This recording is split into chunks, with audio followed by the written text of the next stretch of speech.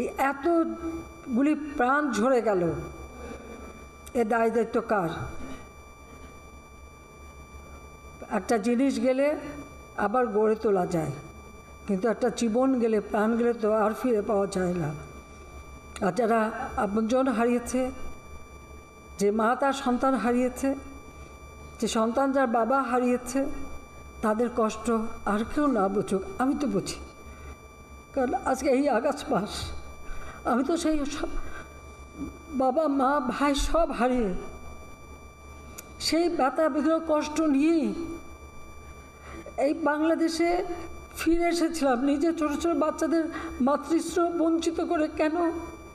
বাংলাদেশের মানুষের জন্য, যে এই দেশের মানুষের সুন্দর জীবন পাবে, উন্নত জীবন পাবে, স্বাধীনতার সুফল পাবে, প্রত্যেকে পেট ভরে ভাত খাবে, প্রত্যেকে সুন্দর লেখাপড়া শিখবে, উন্নত জীবন পাবে, দারিদ্র্যের হাত থেকে মুক্তি পাবে, বাংলাদেশ উন্নত হবে, সমৃদ্ধশালী হবে, বিশ্ব দরবারে একটা মর্যাদার আসন পাবে। যে মর্যাদা আমরা 1971 সালে মুক্তিযুদ্ধে বিজয় অর্জনের পর পেয়েছিলাম, 1975 সালে 15ই আগস্টের পর যে আমরা হারিয়েছিলাম, আবার সেই মর্যাদা ফিরিয়ে নিয়ে আসবো। আমি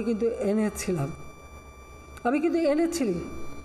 বাংলাদেশ বিশ্বে সেই মর্যাদা পেয়েছে, সেই জায়গায় আমরা নিয়ে গিয়েছিলাম। আর আজকে আমরা কি দেখি? আজকের বাংলাদেশ সম্পর্কে প্রতিটি জায়গায় একটা নেতিবাচক একটা মনোভাব হয়ে গেছে।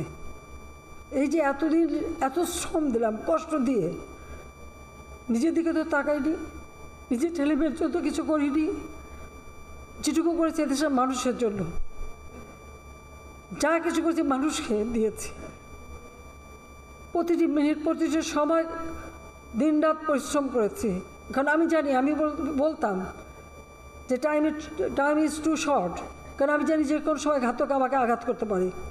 কারণ আমি বারবার মৃত্যুর মুখোমুখি হয়েছি, কিন্তু যতক্ষণ শ্বাস ততক্ষণ মানুষের জন্য কাজ করব। সেই যে 10 বছরের ছেলে আর 8 বছরের মেয়েকে মাতৃস্নেহ বঞ্চিত করে এই দেশের মানুষের আনাচে কানাচে সব ঘুরেছি, এবং প্রতিটি জায়গার উন্নতি করেছে। প্রত্যেকটা গ্রাম আজকে শহর হয়ে গেছে। আজকে নানাভাবে জাতীয় আন্তর্জাতিকভাবে বাংলাদেশের বদনাম। আর আমি তো আছি, যখন থেকে আসছি তখন থেকেই গালি খাচ্ছি। আমি তো পড়া করিনি। আমি জানি, আমার আত্মবিশ্বাস নিয়ে, সততা নিয়ে আমি কাজ করে দেশের মানুষের ভাগ্য পরিবর্তন করেছি। এদেশের কৃষক, এদেশের শ্রমিক, এদেশের প্রতিটি মেহনতি মানুষের ভাগ্য পরিবর্তন করেছি।